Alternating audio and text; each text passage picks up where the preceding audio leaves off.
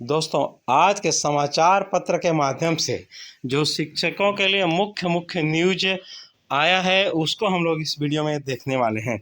आप यहाँ पर पहले देख रहे हैं, ट्रांसफ़र पोस्टिंग में शिक्षकों का कोड जारी होगा।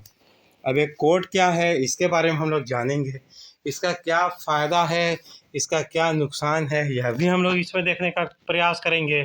उसके बाद दूसरा जो मुख्य न्यूज आ रहा है वो यह आ रहा है कि विशिष्ट शिक्षकों का होगा वेतन निर्धारण, यानी कि अब वेतन निर्धारण होगा, उसके बाद ही उनका वेतन भुगतान होगा, यानी कि इसमें अभी लगेगा लंबा समय। उसके बाद 6 जिला में टैबलेट के माध्यम से बच्चों की हाजिरी की शुरुआत कर दी गई है। इसको भी हम लोग संक्षेप में जानने का कोशिश करेंगे।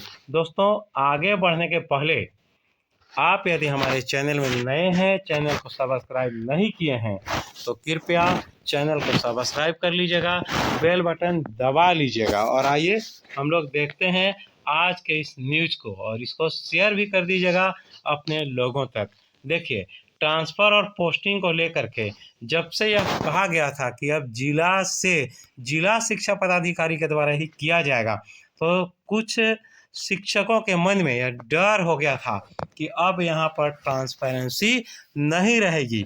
इस बात को कहीं ना कहीं उच्चाधिकारियों तक भी पहुंचाने का कार्य शिक्षकों के द्वारा किया गया, और उसके बाद उसी का तोड़ निकाला गया और यह कहा गया कि अब जो 16 अधिकारी की जो कमेटी बनाई गई है वे जब स्क्रूटनी करेंगे तो उसके बाद जिला को वे शिक्षक का नाम नहीं भेजेंगे बल्कि उनका कोड भेज देंगे। इससे क्या होगा, इससे जो जिला पदाधिकारी जो होंगे, जिला में जो अधिकारी बैठे हुए हैं, उनको शिक्षकों की पहचान नहीं हो पाएगी, और जब शिक्षकों की पहचान नहीं हो पाएगी तो फिर यहाँ पे ट्रांसपेरेंसी निश्चित रूप से बरकरार रहेगी। आइए देखते हैं न्यूज़ के हवाले से क्या कुछ है।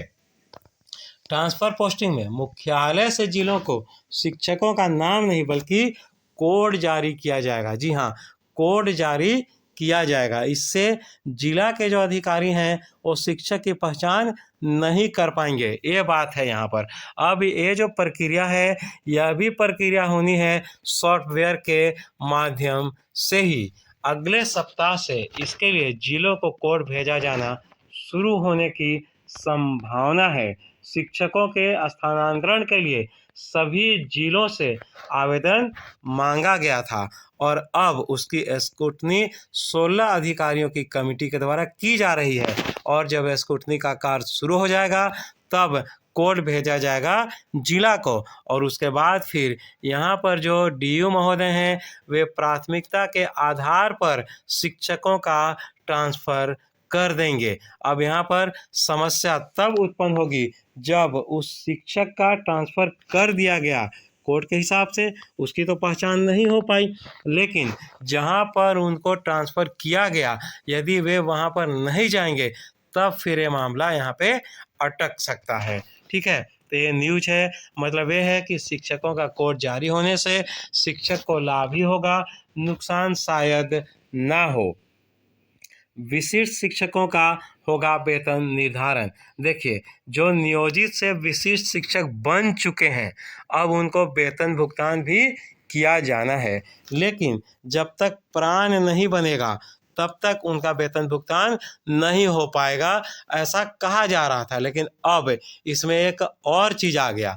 वो क्या आया, उनका वेतन निर्धारण भी आवश्यक है, ये बात कहा जा रहा है। मतलब केवल प्राण का बनना ही पूरा प्रोसेस नहीं है ना। इसके बाद सभी प्रखंड शिक्षा पदाधिकारी को स्थानीय निकाय शिक्षक जो बिहार विद्यालय विशिष्ट शिक्षा नियमावली 2023 के प्रावधान के अंतर्गत विशिष्ट शिक्षक के पद पर योगदान दिए हैं उनके वेतन संरक्षण के लिए निर्धारण की कार्रवाई सुनिश्चित करने को कहा गया है कि तभी उनको वेतन संरक्षण होगा, और वेतन निर्धारण करने के बाद मतलब यह है कि अब इसके लिए एक पत्रक आएगा और उस पत्र को भरने के बाद डीओ महोदय उसमें साइन करेंगे, फिर प्रधानाध्यापक करेंगे, फिर डीपी, मतलब पहले जैसे वेतन निर्धारण होता था वैसे होगा, उसके बाद ही पेमेंट हो पाएगा अब शिक्षकों को।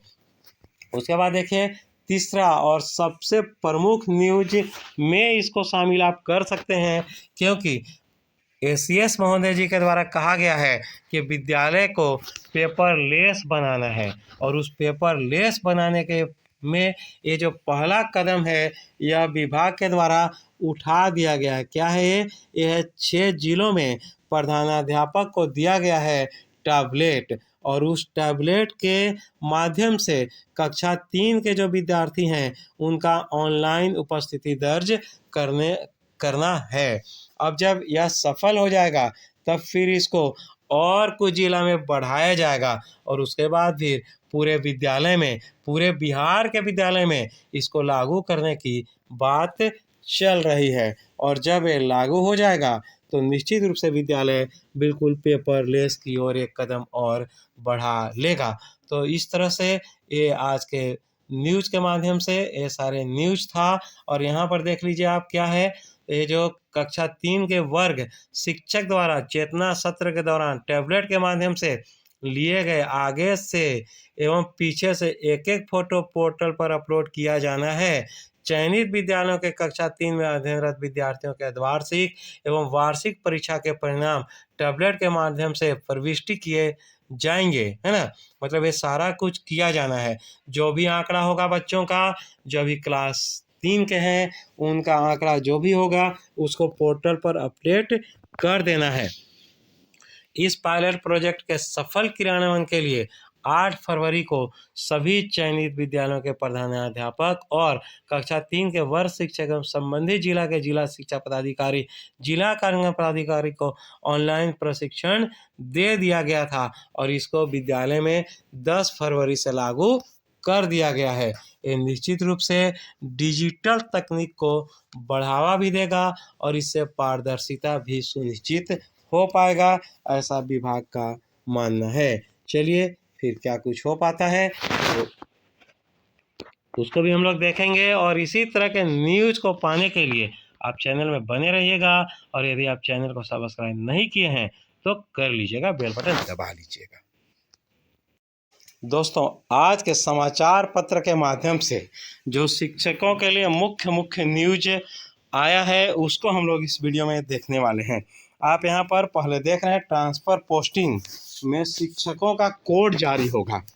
अब एक कोड क्या है इसके बारे में हम लोग जानेंगे, इसका क्या फ़ायदा है, इसका क्या नुकसान है, यह भी हम लोग इसमें देखने का प्रयास करेंगे।